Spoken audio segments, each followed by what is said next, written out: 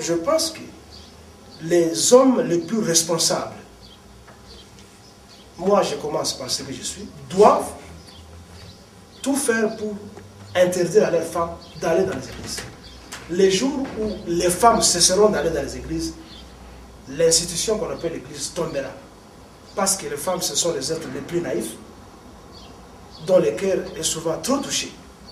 Donc, le pasteur, les soi-disant prophètes et le reste, ce sont des usurpateurs de pouvoirs conjugaux.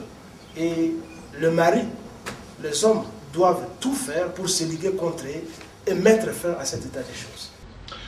Voilà, M. Kilele, puisque vous dites que les jours où les femmes cesseront d'aller à l'église, les églises tomberont.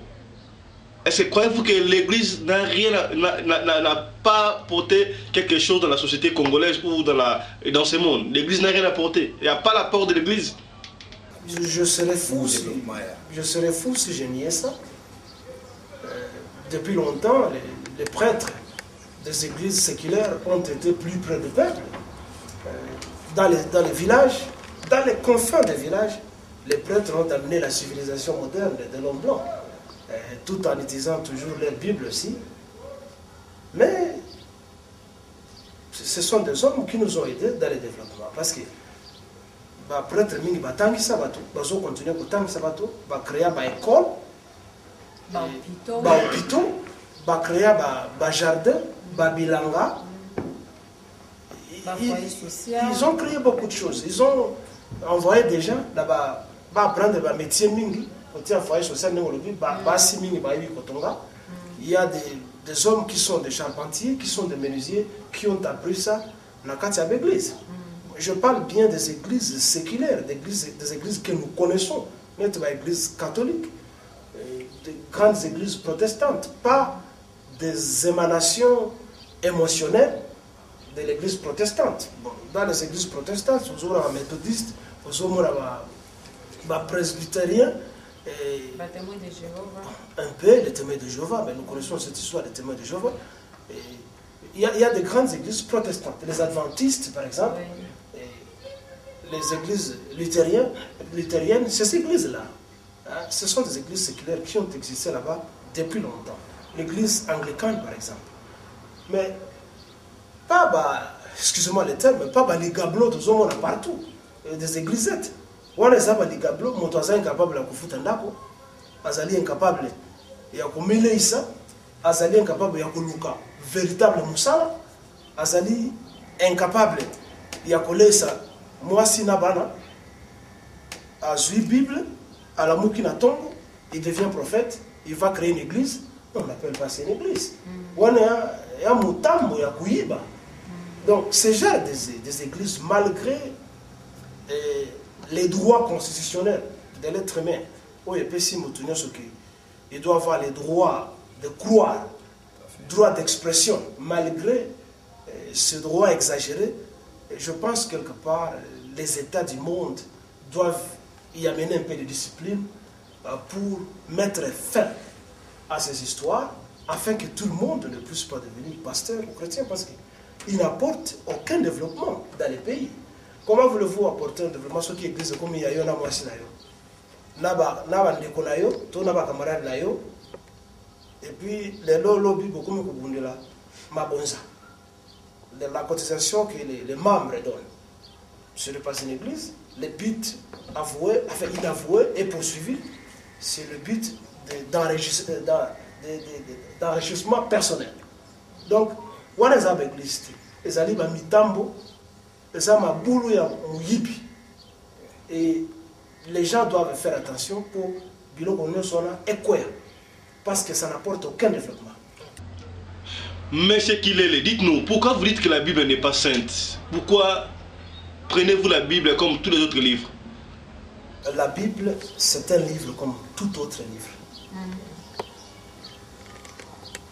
Je parle mon cœur et ma tête ici. Et je le répète, la Bible n'est pas un document saint. La Bible n'est pas sainte. C'est un faux document qu'on utilise pour la domination du monde, le contrôle de la société et l'exploitation de l'homme par l'homme. C'est un livre qui n'est pas sain.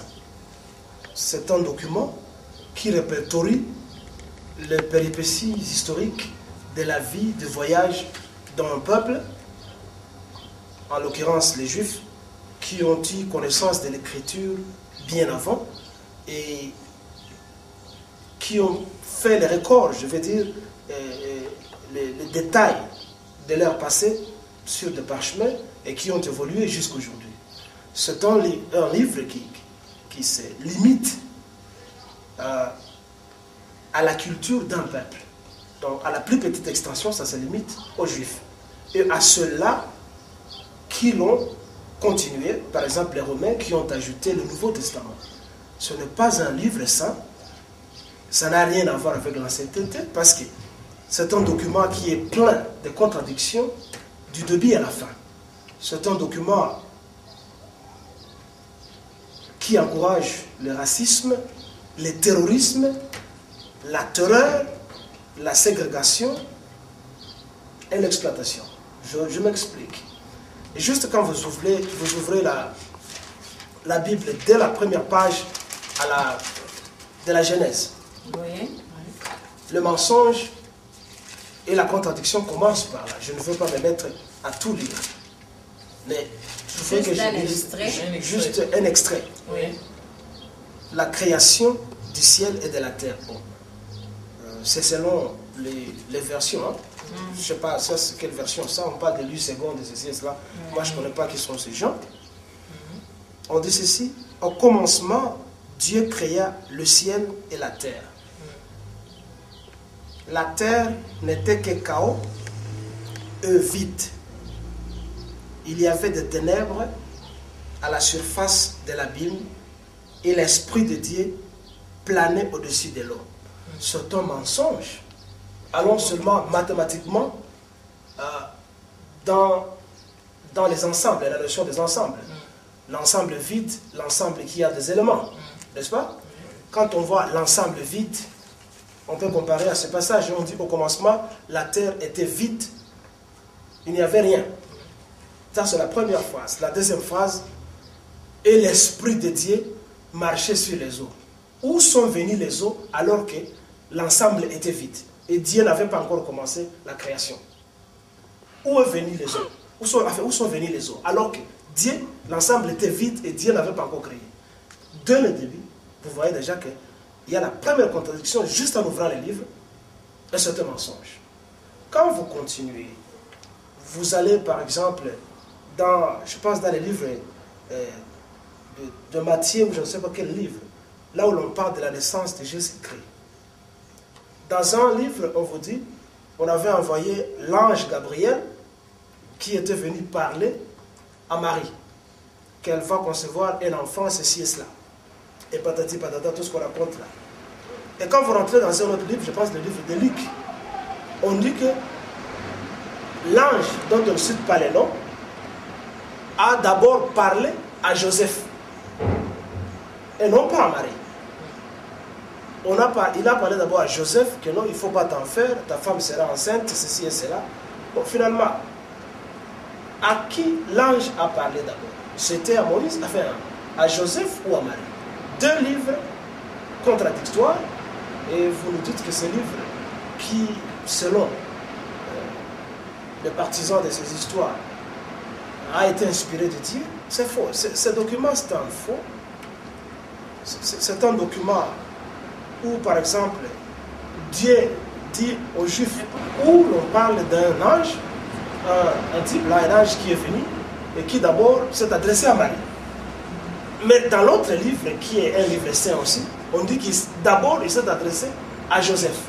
Ma question est de savoir à qui l'ange a parlé avant. Et quel est cet ange? L'ange qui s'appelait Gabriel chez Marie, et chez Joseph, on ne donne pas les noms dans la Bible.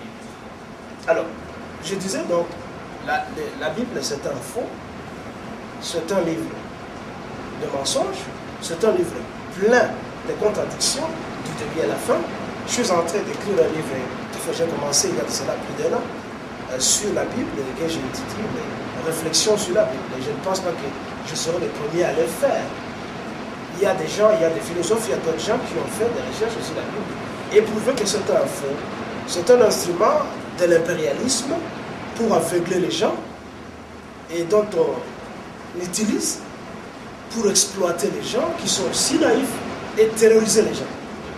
Regardez par exemple, je crois dans les livres de Genèse ou dans l'Exode, quand Moïse monte sur la montagne, il va rencontrer son Dieu, il descend, Dieu lui donne l'instruction, parce que les Juifs avaient créé un veau, ils avaient fabriqué un veau pour commencer à adorer. Il dit non, que chacun pointe l'épée dans le corps de l'autre, qui se massacrent tous. Mais ça, c'est du terrorisme. Quelque part, dans l'Exode de l'herbe abîmée, il dit encore, toujours à ces mêmes Juifs, partez partout, vous partirez. Tous ceux-là qui vont s'opposer contre vous, vous devez les exterminer, vous devez les tuer. Et je vous donnerai la force pour le faire. Vous trouvez que le Premier Testament, que les Juifs appellent le Talmud, avec toutes ces interprétations rabbiniques, est plein de terrorisme, se plaint de la terreur, et donc un livre qui est dit saint n'en est pas le cas. C'est un livre de domination, un livre de colonisation, et donc c'est un faux. En communion avec Dieu. Pas avec Dieu. Ce n'est pas Dieu qui a écrit le livre. Je l'ai démontré que c'est l'histoire d'un peuple qui a eu accès à l'écriture bien avant et qui a fait tous ses records ici. C'est un livre qui devrait depuis longtemps être interdit et être jeté dans la poubelle de l'histoire parce que c'est un faux et ça doit même être interdit dans des bibliothèques parce que ça aveugle les gens. Monsieur Kilele, croyez-vous en Dieu Tout-Puissant ou au Saint-Esprit? Demander aux gens de croire, c'est leur interdire de raisonner. Parce que la croyance, c'est le refus du raisonnement. Mais Dieu nous ayant donné l'intelligence, c'est une puissance, c'est un outil qu'on doit utiliser pour remettre en question des choses qui nous semblent un peu plus confusionnistes et obscures. Bon, vous parliez tantôt de votre Saint-Esprit. Mais c'est qui ce type-là, Saint-Esprit? Quel est son rôle dans la création du monde, si le monde a été créé? Si on ne doit pas se baser de la théorie du Big Bang. Quel est le rôle que le Saint-Esprit a joué dans la création? On ne voit pas de rôle. Par contre, moi je dirais,